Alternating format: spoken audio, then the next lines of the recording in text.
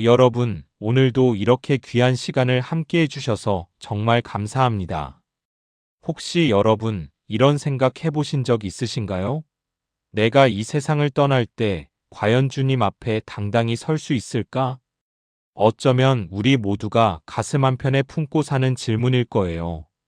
오늘 제가 여러분께 들려드릴 이야기는 예수님께서 제자들에게 마지막으로 들려주신 정말 중요한 세 가지 비유입니다. 마태복음 25장에 담긴 이 말씀들은요, 우리가 어떻게 살아야 하는지, 무엇을 준비해야 하는지를 아주 생생하게 보여주거든요. 첫 번째는 10명의 처녀들이 신랑을 기다리는 이야기입니다. 그런데 그중 5명은 기름을 준비했고, 5명은 준비하지 못했어요. 두 번째는 주인이 종들에게 재산을 맡기고 떠났다가 돌아오는 이야기죠. 그리고 마지막은 모든 민족이 주님 앞에 서게 되는 가슴 뭉클한 최후의 심판 장면입니다. 이 세 이야기 속에는 우리 인생의 모든 것이 담겨 있습니다. 준비와 깨어있음, 충성과 헌신, 그리고 사랑의 실천이라는 것이죠. 자, 그럼 이제부터 편안하게 마음을 여시고 함께 이 아름답고도 깊은 말씀 속으로 들어가 보실까요? 자, 예수님께서는 감람산에 앉으셔서 제자들에게 말씀하셨습니다. 천국은 마치 10처녀가 등을 들고 신랑을 맞으러 나간 것과 같다고 하셨어요. 여러분, 당시 유대 사회의 혼인 풍습을 아시나요? 참 재미있고도 의미 깊은 전통이 있었거든요.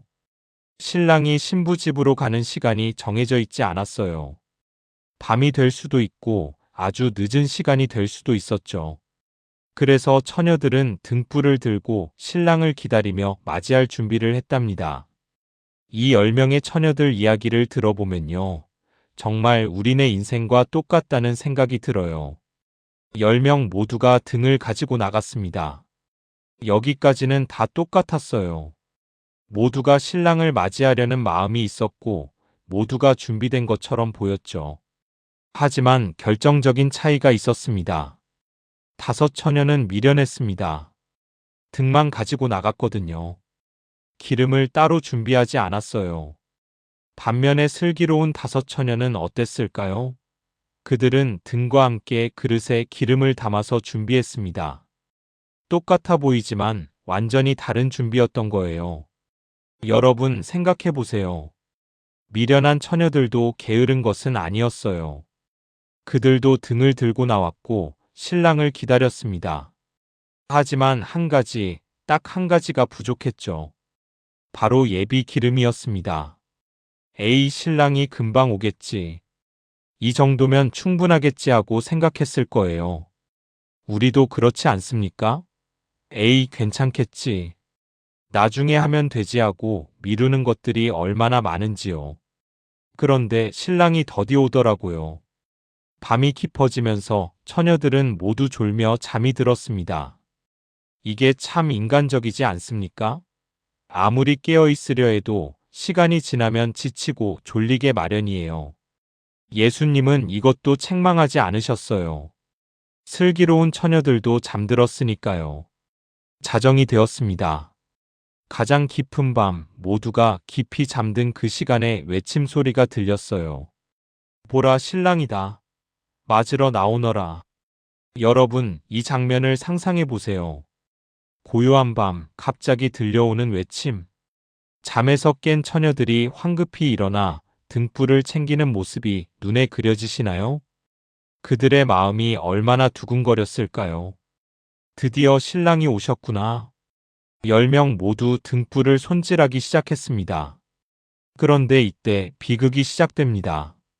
미련한 처녀들의 등불이 꺼져가고 있었던 거예요. 기름이 다 떨어진 거죠. 그들은 슬기로운 처녀들에게 말했습니다. 우리 등불이 꺼져가니 너희 기름을 좀 나눠달라.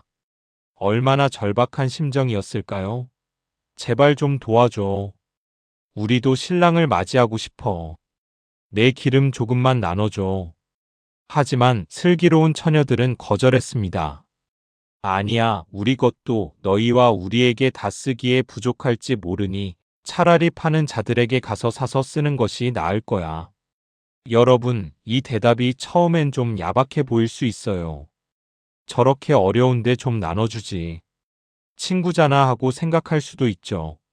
하지만 예수님께서 이 비유로 말씀하시고자 한 것은 이겁니다. 신앙이란 건 나눠줄 수 없는 거라는 거예요. 제가 평생 쌓아온 신앙을 여러분께 그냥 줄 수 없고, 여러분의 신앙을 저에게 줄 수도 없잖아요. 각자가 하나님과의 관계 속에서 기도하고, 말씀 읽고, 순종하며 쌓아가는 것이 신앙이거든요. 부모의 신앙이 자식에게 자동으로 전해지지 않고, 목사님의 신앙이 교인들에게 나눠지지 않는 것처럼요. 미련한 처녀들이 기름을 사러 간 사이에 신랑이 왔습니다. 준비된 처녀들은 신랑과 함께 혼인잔치에 들어갔고 문이 닫혔어요. 그리고 얼마 후 기름을 사서 돌아온 나머지 처녀들이 와서 외쳤습니다. 주여, 주여, 우리에게 열어주소서. 이 장면이 얼마나 가슴 아픈지 모릅니다. 그들도 등을 가지고 나왔고, 그들도 기다렸고, 그들도 신랑을 사랑했을 거예요. 하지만 딱 한 가지, 철저한 준비가 없었던 거죠. 그리고 신랑은 대답하셨어요. 내가 진실로 너희에게 이르노니 내가 너희를 알지 못하노라. 알지 못한다는 말씀이 무슨 뜻일까요? 단순히 얼굴을 모른다는 게 아니에요. 관계가 없다는 뜻이에요. 진정한 교제가 없었다는 거죠. 형식적으로는 신랑을 기다렸지만 진실된 준비와 관계는 없었던 겁니다. 예수님께서는 이 비유를 마치시며 말씀하셨습니다. 그런즉 깨어 있으라. 너희는 그날과 그때를 알지 못하느니라. 깨어 있다는 것이 무엇일까요? 밤새 잠을 자지 말라는 게 아니에요. 슬기로운 처녀들도 잠을 잤으니까요. 깨어 있다는 것은 항상 준비되어 있는 것, 기름을 채워 놓는 것을 말합니다.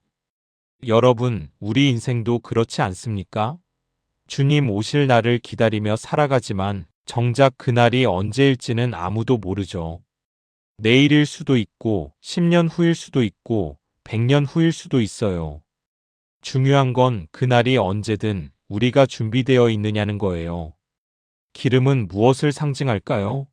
성령님의 충만함이라고도 하고, 선한 행실이라고도 하고, 믿음의 열매라고도 합니다. 결국은 우리가 하나님과 얼마나 깊은 관계를 맺고 사는가, 얼마나 진실하게 신앙생활을 하는가를 말하는 거예요. 매일 아침 기도하는 것, 매일 말씀을 묵상하는 것, 이웃을 사랑하는 것, 정직하게 사는 것, 용서하는 것, 감사하는 것. 이런 것들이 바로 우리 등불에 기름을 채우는 일이에요. 그런데 이걸 내일로 미루고 모레로 미루다 보면 어느새 우리 등불에 기름이 바닥나 버리는 거죠. 이제 예수님께서 두 번째 비유를 말씀하십니다. 달란트 비유라고 불리는 이 이야기는요. 첫 번째 비유와는 또 다른 깊은 교훈을 담고 있어요.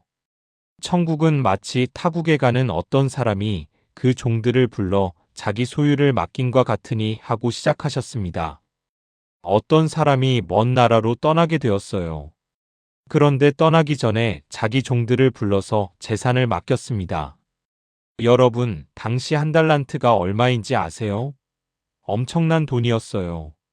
한 사람이 약 15년에서 20년 동안 일해서 모을 수 있는 금액이었다고 합니다.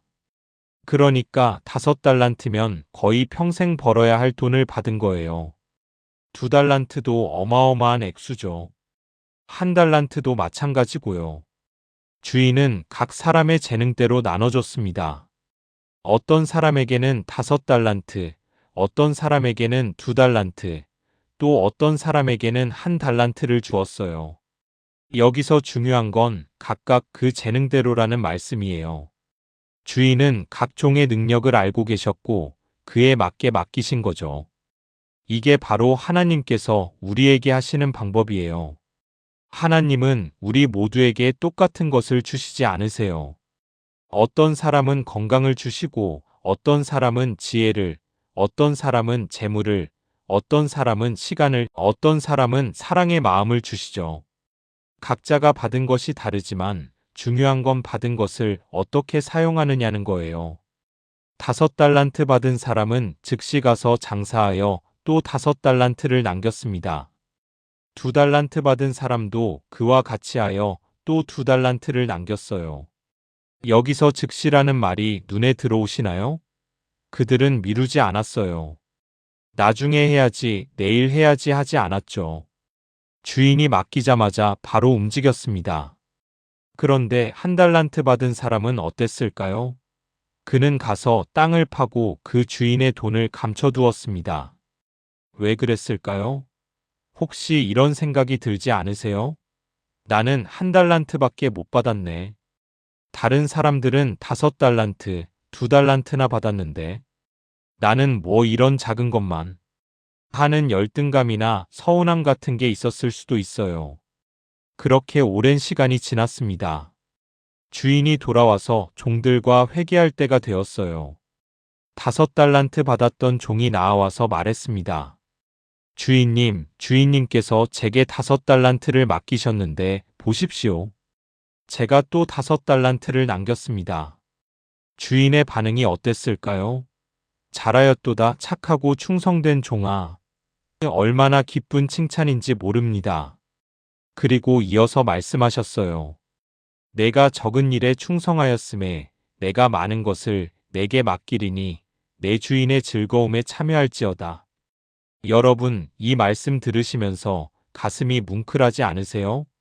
내 주인의 즐거움에 참여하라. 이게 바로 천국이에요. 주인과 함께 기쁨을 나누는 것, 주인의 친구가 되는 것, 주인의 가족이 되는 것 말이죠. 2달란트 받았던 종도 나왔습니다. 주인님, 주인님께서 제게 2달란트를 맡기셨는데 보십시오. 제가 또 2달란트를 남겼습니다. 주인은 똑같은 칭찬을 하셨어요. 잘하였도다 착하고 충성된 종아. 여기서 중요한 게 뭐냐면요. 5달란트 남긴 사람이나 2달란트 남긴 사람이나 똑같은 칭찬을 받았다는 거예요. 절대적인 양이 아니라 충성도를 보신 거죠. 받은 것에 비례해서 최선을 다했느냐, 그게 중요한 거예요. 그런데 1달란트 받았던 종이 나왔습니다. 그의 말을 들어보세요. 주인님, 제가 주인님을 알아보니 주인님은 굳은 사람이라 심지 않은 데서 거두고 해치지 않은 데서 모으는 줄을 알았습니다. 그래서 두려워하여 나가서 당신의 달란트를 땅에 감춰두었습니다. 보십시오, 여기 당신의 것이 있습니다. 이 종의 문제가 뭐였을까요? 그는 주인을 두려워했다고 말했지만 사실은 주인을 사랑하지 않았어요. 주인을 굳은 사람, 심지 않은 데서 거두는 사람으로 보았죠. 주인을 오해하고 있었던 겁니다. 그리고 그 오해 때문에 아무것도 하지 않았어요. 여러분, 우리도 때로 하나님을 이렇게 오해하지 않나요? 하나님은 무서운 분이야. 실수하면 큰일 나. 이런 두려움 때문에 아무것도 시도하지 않고 안전하게 숨어 있으려고 하는 거죠. 하지만 그게 하나님을 진정으로 아는 게 아니에요. 주인이 대답했습니다. 악하고 게으른 종아. 얼마나 강한 책망인지 모릅니다. 내가 나를 그렇게 알았다면 내 돈을 추리하는 자들에게라도 맡겼어야 할 것이 아니냐. 그리하였으면 내가 와서 내 본전과 이자를 받았을 것이다. 그리고 주인은 그에게서 1달란트마저 빼앗아 10달란트 가진 자에게 주라고 명령하셨어요. 무릇 있는 자는 받아 풍족하게 되고 없는 자는 그 있는 것까지 빼앗기리라. 이 종은 바깥 어두운 데로 쫓겨났습니다. 거기서 슬피 울며 이를 갈게 되었죠. 여러분, 이 비유가 우리에게 주는 교훈이 뭘까요? 하나님께서 우리에게 주신 것을 묵혀두지 말라는 거예요. 건강이 있으면 그 건강으로 주님을 섬기고, 재물이 있으면 그 재물로 선한 일을 하고, 시간이 있으면 그 시간으로 이웃을 돕고, 지혜가 있으면 그 지혜로 사람들을 가르치라는 거죠. 나는 가진 게 별로 없어라고 생각하실 수도 있어요. 하지만 우리 모두에게는 뭔가가 있어요. 비록 1달란트일지라도 그것을 사용할 책임이 우리에게 있는 거예요. 중요한 건 얼마나 많이 받았느냐가 아니라 받은 것을 얼마나 충성스럽게 사용했느냐는 거죠.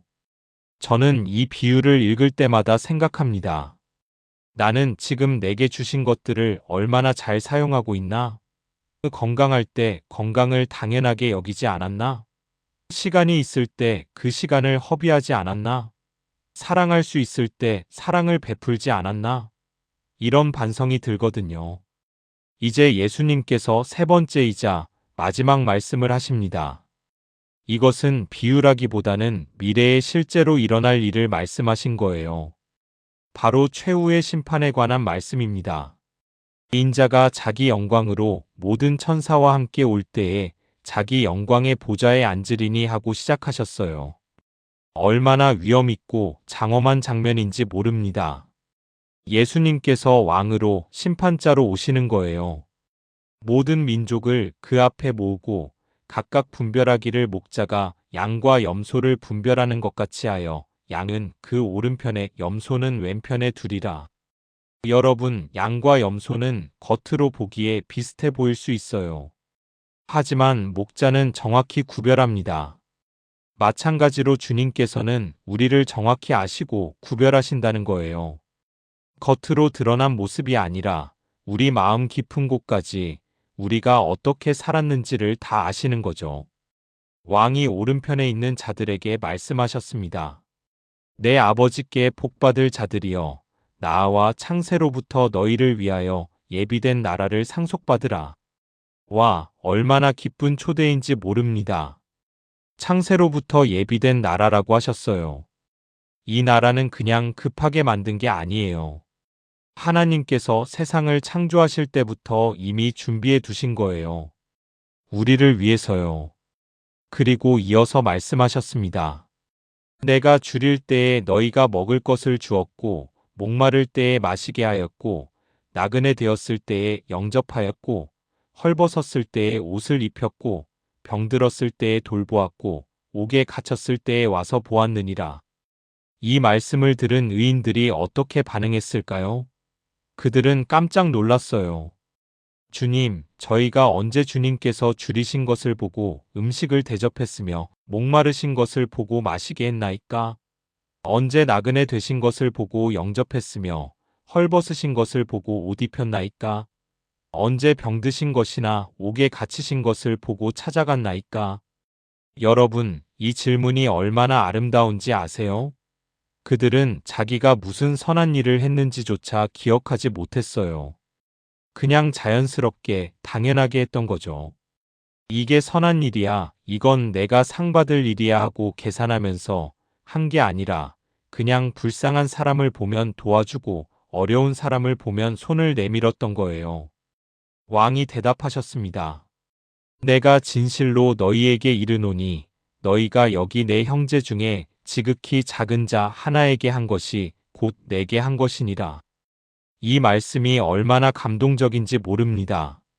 예수님께서는 지극히 작은 자와 자신을 동일시하셨어요. 가장 보잘것없어 보이는 사람, 아무도 돌아보지 않는 사람, 그런 사람에게 한 것이 바로 주님께 한 거라고 말씀하신 거예요. 여러분, 우리가 살면서 만나는 그 작은 사람들이 누구일까요? 길에서 만나는 노숙자일 수도 있고, 혼자 사는 외로운 이웃 할머니일 수도 있고, 병원에서 고생하는 환자일 수도 있고, 감옥에 있는 죄수일 수도 있어요. 우리 사회에서 무시당하고 소외된 그 사람들이 바로 지극히 작은 자들이에요. 그런데 예수님께서는 그들이 바로 자신이라고 하셨어요. 그들에게 한 것이 주님께 한 거라고요. 이게 얼마나 놀라운 진리인지 모릅니다. 우리가 교회에서 아무리 열심히 찬양하고 기도해도 옆에 있는 어려운 이웃을 외면한다면 그건 진정한 신앙이 아니라는 거예요. 이제 왕이 왼편에 있는 자들에게 말씀하셨습니다. 저주를 받은 자들아, 나를 떠나 마귀와 그 사자들을 위하여 예비된 영원한 불에 들어가라. 얼마나 무서운 말씀인지 모릅니다. 저주를 받은 자들이라는 호칭부터가 가슴 아프죠. 그리고 나를 떠나라는 말씀. 주님으로부터 분리되는 것, 그게 바로 지옥이에요. 내가 줄일 때에 너희가 먹을 것을 주지 아니하였고, 목마를 때에 마시게 하지 아니하였고 나그네 되었을 때에 영접하지 아니하였고 헐벗었을 때에 옷 입히지 아니하였고 병들었을 때와 옥에 갇혔을 때에 돌보지 아니하였느니라. 그러자 그들도 대답했습니다. 주님, 언제 주님께서 줄이신 것이나 목마르신 것이나 나그네 되신 것이나 헐벗으신 것이나 병드신 것이나 옥에 갇히신 것을 보고 공양하지 않았나이까? 여러분, 이 사람들의 질문과 의인들의 질문이 비슷하지 않나요? 하지만 의도가 완전히 달라요. 의인들은 제가 언제 그랬나요? 하며 순수하게 물었지만 이 사람들은 제가 언제 안 그랬나요? 하며 변명하고 있는 거예요. 왕이 대답하셨습니다. 내가 진실로 너희에게 이르노니 이 지극히 작은 자 하나에게 하지 아니한 것이 곧 내게 하지 아니한 것이니라. 그들은 주님을 만난 적이 없다고 생각했어요. 제가 언제 예수님을 보고 외면했나요? 저는 교회도 다니고 예배도 드렸는데요. 하지만 주님께서는 말씀하세요. 너희가 지극히 작은 자들을 외면한 것이 곧 나를 외면한 것이다. 이들은 영벌에 들어가고 의인들은 영생에 들어간다고 말씀하셨습니다. 영벌과 영생, 천국과 지옥이 갈리는 기준이 뭐였을까요? 바로 사랑의 실천이었어요. 여러분, 이 세 가지 비유를 다시 한번 정리해 볼까요? 첫 번째 열 처녀 비유는 준비를 말씀하셨어요. 기름을 준비하듯이 우리는 항상 영적으로 깨어 있고 준비되어 있어야 해요. 신앙은 빌려줄 수도 빌릴 수도 없는 것이에요. 각자가 하나님과의 관계 속에서 쌓아가야 하는 거죠. 두 번째 달란트 비유는 충성을 말씀하셨어요. 하나님께서 우리에게 주신 것들, 그것이 많든 적든 우리는 그것을 충성스럽게 사용해야 해요. 묵혀두거나 숨겨두면 안 돼요. 적극적으로 활용해서 하나님 나라를 위해 쓰라는 거죠. 세 번째 최후 심판은 사랑의 실천을 말씀하셨어요. 믿음은 반드시 행함으로 나타나야 해요. 특히 지극히 작은 자들, 소외되고 어려운 사람들을 돌보는 것이 바로 주님을 섬기는 거라고 하셨죠. 이 세 가지는 서로 연결되어 있어요. 준비된 사람은 받은 것을 충성스럽게 사용하고 충성스러운 사람은 사랑을 실천하게 되어 있거든요. 결국 하나님과의 깊은 관계, 그 관계에서 나오는 헌신과 사랑, 그게 천국 백성의 모습이에요. 여러분, 우리가 이 말씀을 들으면서 불편할 수도 있어요. 내가 과연 준비되어 있나? 내가 받은 것을 잘 사용하고 있나? 나는 이웃을 사랑하고 있나? 이런 질문들이 우리를 불편하게 만들 수 있죠. 하지만 그게 바로 이 말씀의 목적이에요. 우리를 깨우쳐서 회개하게 하고 돌아서게 하려는 거예요. 아직 늦지 않았어요.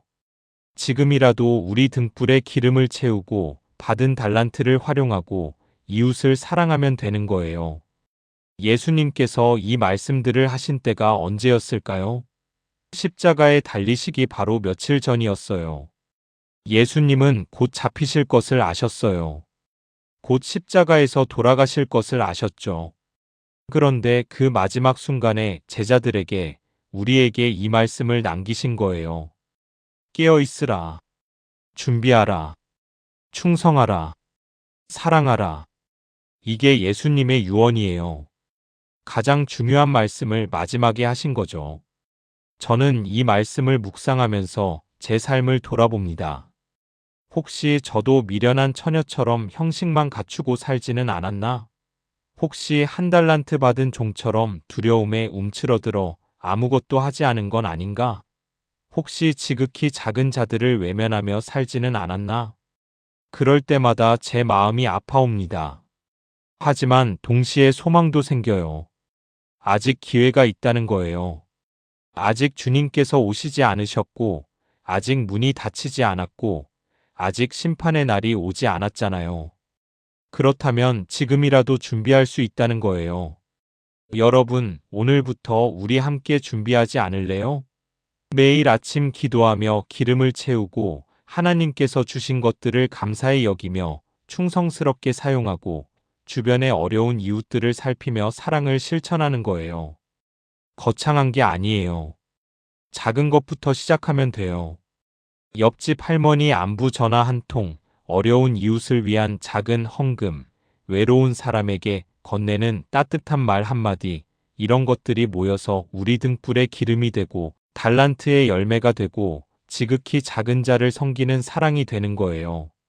그리고 언젠가 주님을 만나게 될 때 우리가 잘하였도다 착하고 충성된 종아, 내 주인의 즐거움에 참여할지어다라는 말씀을 듣게 되길 간절히 소망합니다. 마태복음 25장은 우리에게 경고이면서 동시에 격려예요. 준비하라고, 충성하라고, 사랑하라고 말씀하시지만 그것은 우리를 두렵게 하려는 게 아니라 천국으로 인도하려는 거예요. 주님께서는 우리가 천국에 들어가기를 간절히 원하세요. 그래서 이렇게 자세히 구체적으로 말씀해 주신 거예요. 사랑하는 여러분, 오늘 이 말씀이 우리 가슴에 깊이 새겨지길 바랍니다. 그리고 우리의 삶이 변화되길 바라요. 형식적인 신앙에서 진실한 신앙으로, 게으른 모습에서 충성된 모습으로, 무관심에서 사랑의 실천으로 말이에요. 주님께서 언제 오실지 우리는 모릅니다. 하지만 한 가지는 확실해요. 준비된 사람에게는 그날이 축복의 날이 될 거라는 것, 충성한 사람에게는 그날이 상급의 날이 될 거라는 것, 사랑을 실천한 사람에게는 그날이 영생의 날이 될 거라는 거죠. 우리 모두 그날을 기대하며 오늘을 충성되게 살아가요. 등불에 기름을 채우고 받은 달란트를 활용하고 지극히 작은 자들을 섬기며 말이에요. 그래서 주님 오실 때 우리 모두 기쁨으로 맞이할 수 있길 간절히 기도합니다. 오늘 이 긴 시간 동안 함께 해주셔서 정말 감사합니다. 마태복음 25장의 이 귀한 말씀이 여러분의 삶의 빛이 되고 힘이 되고 소망이 되길 바랍니다. 혹시 오늘 말씀이 여러분의 마음에 와닿으셨다면 아래 구독 버튼 꾹 눌러주시고요. 좋아요도 부탁드립니다. 그리고 알림 설정까지 해주시면 앞으로도 이렇게 은혜로운 말씀들을 계속 함께 나눌 수 있을 거예요. 여러분의 생각이나 은혜 받은 점을 댓글로도 나눠주시면 정말 감사하겠습니다. 그럼 다음에 또 좋은 말씀으로 찾아뵙겠습니다. 주님의 은혜와 평강이 여러분과 함께하길 기도합니다. 늘 강건하시고 행복하세요. 감사합니다.